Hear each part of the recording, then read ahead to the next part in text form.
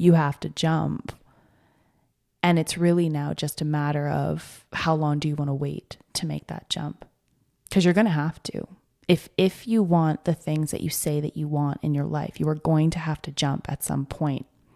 It then just becomes a matter of how long do you want to delay it and how do you want to get there.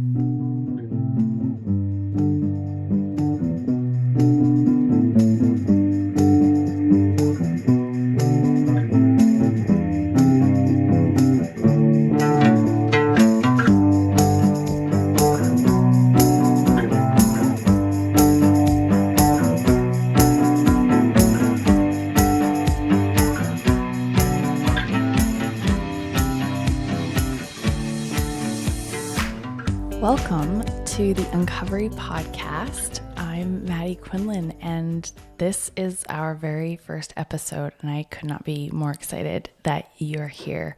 Today, I really want to set the stage for what you can come to expect in the coming weeks and months as this podcast continues. So what is Uncovery? It's a podcast. And it's about my eating disorder recovery. I've had anorexia for about a decade now, and I've been in and out of different stages of recovery for the last 6 years, and I'm fucking bored. I'm really bored of this part of my life in a way that I've never really experienced before. The rewards or benefits that I have felt in the past from hanging on to this eating disorder feel less and less compelling. So I want to chronicle what my journey out of this is. And as I'm kind of coming into this next chapter of my own recovery, I'm realizing again and again that so few people are talking about eating disorders publicly, especially firsthand while they're going through it. So much of the discussion around eating disorders happens after recovery, which is so valuable because, seeing that there is another side is really motivating and can be inspiring. But the hard parts and the shameful parts and the nitty gritty when you're in it and as you're coming out of it, there's no gloss in that part. And that's the part that's really difficult to talk about, I think, for a lot of people.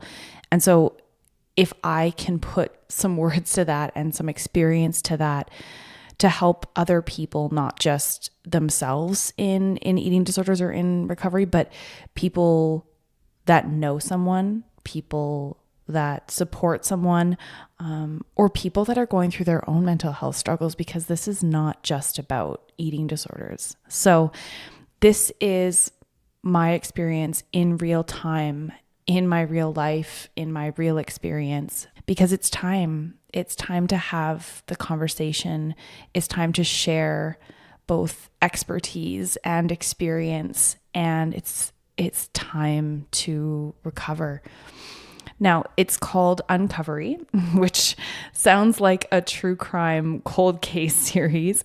So if that's what you came for, I'm afraid there will be very few, hopefully, murders included in this journey. But I've always had a really difficult time wrapping my head around the idea of recovery. When I think about my life before my eating disorder, it's really tough for me because I don't remember who I was then. I was 21. I was barely a person. And so framing recovery in this traditional way of going back to normal, in quotations, or back to anything to, before you were sick, before you had this eating disorder, has really left me lost in the past. And I think that's something that's maybe held me back, is that I don't know how to visualize what that life was like before from the vantage point of where I exist in my life now. And so I had a really significant conversation a couple of months ago, and this real mental shift where I realized that there is no going back there. There's nothing back there. There's nothing to go back to. And there's only one direction that we can go, and that's going forward. So I'm not recovering a past life, I'm creating a new one. And in doing so, I'm uncovering what's here, what's inside me, and who I can be without this. And at the same time, I'm uncovering other people's stories and other people's experiences and expertise. So by bringing people along with me, I'm hoping that this road that didn't exist before, we can kind of create and pave that together. I went to my doctor a few weeks ago, and she weighed me and took my vitals.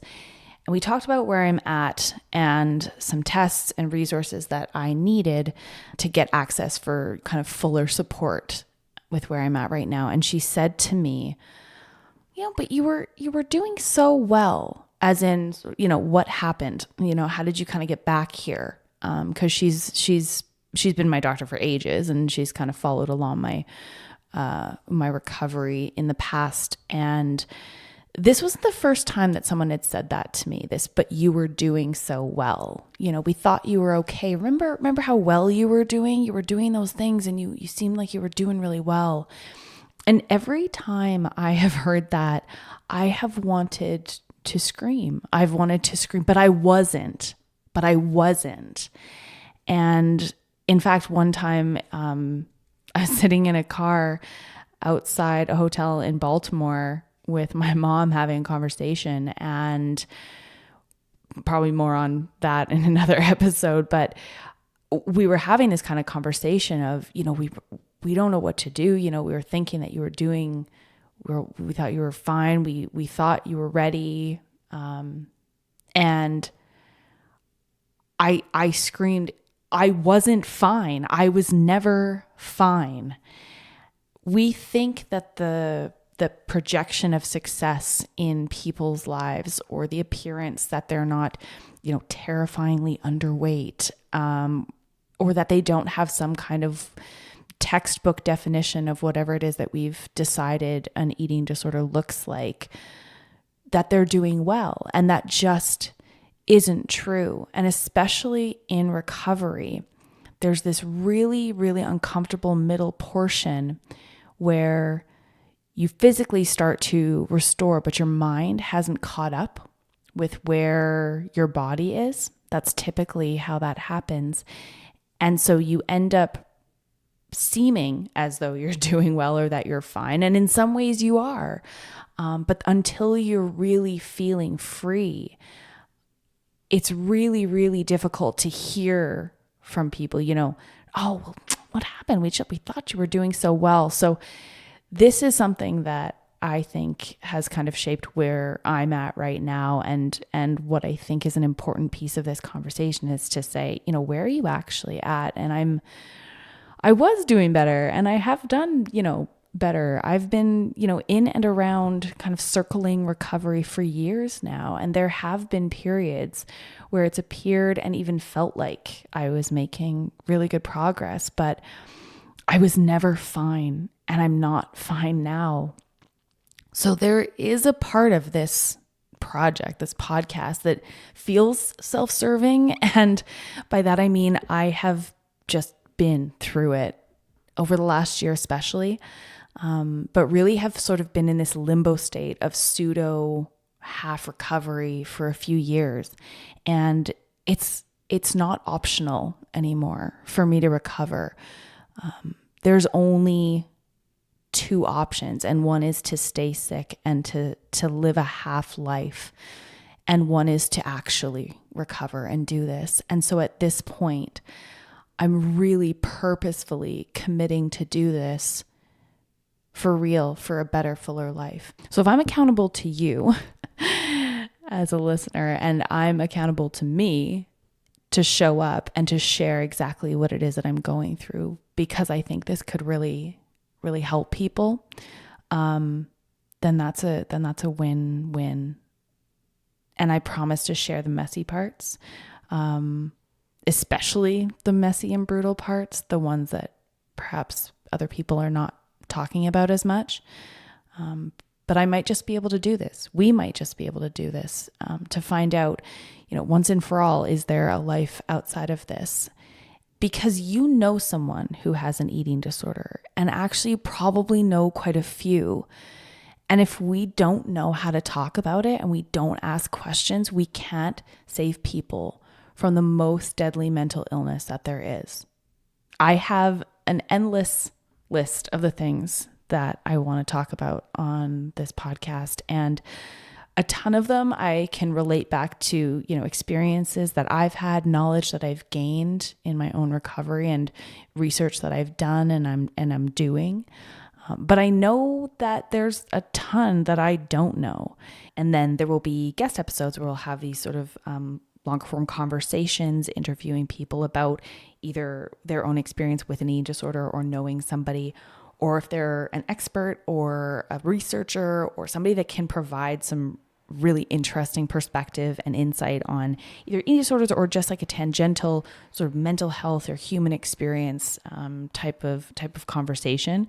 There are a lot of different pieces of conversation that I think being in eating disorder recovery actually just ends up naturally bringing up that would be that are relatable to other people that are going through them. Anything from like nutrition to our bodies to relationships and family, and how does all of that fit together? So hopefully that will satisfy both your and my insatiable curiosities, pun absolutely intended. The other benefit of having other perspectives come on and other voices come on, and experts as well, is that whether I like it or not, my brain isn't functioning the same way and with the same lens that a more objective third party might have. So even the things that I know objectively, because they don't resonate, because of the eating disorder, because of the way that my mind skews my own self-perception and perception of the world around me, to actually have other people speaking is still illuminating to those topics. No matter how much I think I know about something, the eating disorder lens still warps what reality is. So that's another reason for sure to have other people share their experiences. And to even see that difference between how am I, in my experience, perceiving something versus what is actually true, and to see just how different that is, I think that can provide a lot of understanding about, what people who struggle with this, what they're going through, and really increase the empathy that we have for people with different mental illnesses and specifically different eating disorders. And so I want your questions. I want to cover topics that matter. I want to hear your experiences. And I know that this is uncomfortable and I know that this feels taboo, but I think that we can uncover better, fuller conversations about this. And I want to say, I think I would be remiss if I didn't at least state what this podcast isn't. I've said a lot about what it is. It goes perhaps without saying, hopefully, but I'm not a medical doctor or a medical professional. I'm a person that's just experiencing this in my life, and I will be bringing on experts and expertise. But anybody that's listening, there's somebody in your life that you should be talking to for your own individual situation, whether that's a therapist or a doctor or a treatment team of any kind. If this is something that you're going through, while I hope this is beneficial, it shouldn't be everything. So I did want to just at least put a pin there and say, I'm absolutely here and holding the space and holding the conversations, but that's not to be a replacement for fuller support if anybody needs it. And I'll always be sure to link resources in both the website, in the show notes as they're required. So just to make sure that we're all on the same page about how to best access more information and support if you need it.